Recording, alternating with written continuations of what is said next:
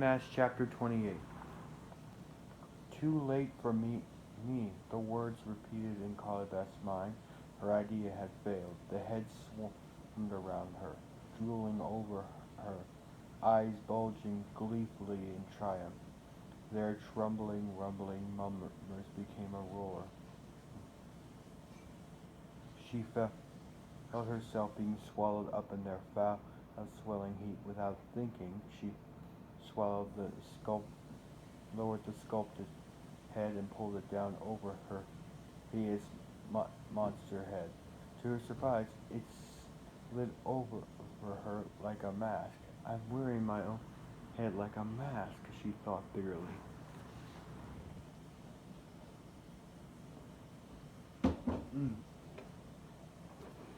As she pulled it over, darkness descended. There were no eye holes. She couldn't see out. She couldn't hear. What will the gruesome heads do to her, she wondered, along with her fear. Will I become one of the unloved now?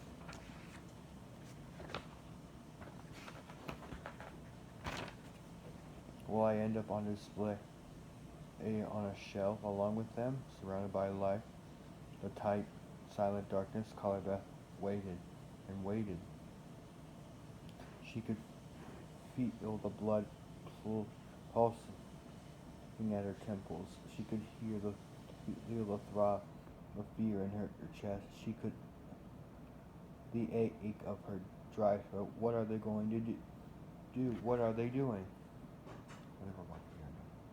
She couldn't bear being alone, shut in with her fears, surrounded by silence and the darkness. With a hard tug, she pulled it off the sculpted head. The gruesome heads were gone. Calibeth stared straight ahead in disbelief. Then her eye darted around this shadowy lawn. She searched the trees and shrubs. She squinted into the dark spaces between the houses. Gone. They were gone. For a long minute, Calibeth sat in the cold, wet grass, the sculpted head in her lap, breathing hard, staring across the silent and empty front yards. Soon her breathing returned to normal. She could climb to her feet. The wind had gently till the pale half moon had swept over from behind the dark clouds that had covered it. Calibeth felt something against her throat. She startled. She reached up and felt the bottom of the mask. The bottom of the mask! Yes, there was a gap between the mask and her neck. Hey! She cried out loud, setting the sculpted head gently at her feet. She raised both hands to the bottom of the mask and pulled it off. The mask came off easily. Stunted, she lowered it and held it in front of her. She folded it up and then unfolded it. The orange eyes that glowed like fire had faded. The pointed enamel fangs had become rubbery and limp. You're just a mask, she cried aloud. You're just a mask, laughing gleefully. She tossed the air and caught it. It can only be removed once, the store owner had told her. Only once by a symbol of love. Well, I've done it, Calibeth told herself happily. I've removed it, and don't worry, I'll never put it on again. Never, she felt exhausted. I'm going...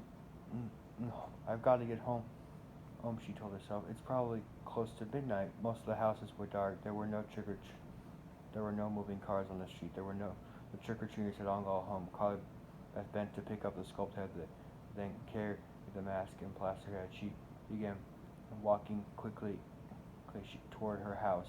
Halfway up the drive-thru, she stopped. She reached up and examined her face with one hand. Do I have my old face back? She wondered. She rubbed up her cheeks, then ran her fingers over the nose. Is this my old face? Do I look like me? She couldn't tell by touching. I gotta get to a mirror, she exclaimed, aloud, desperate to see if her face had returned to normal. She ran up to the front door and rang the doorbell. After a few seconds, the door swung open and Noah appeared. He pushed open the storm door. Then he raised his eyes to her and started screaming, Take off that mask! Take it off! You're so ugly! The end.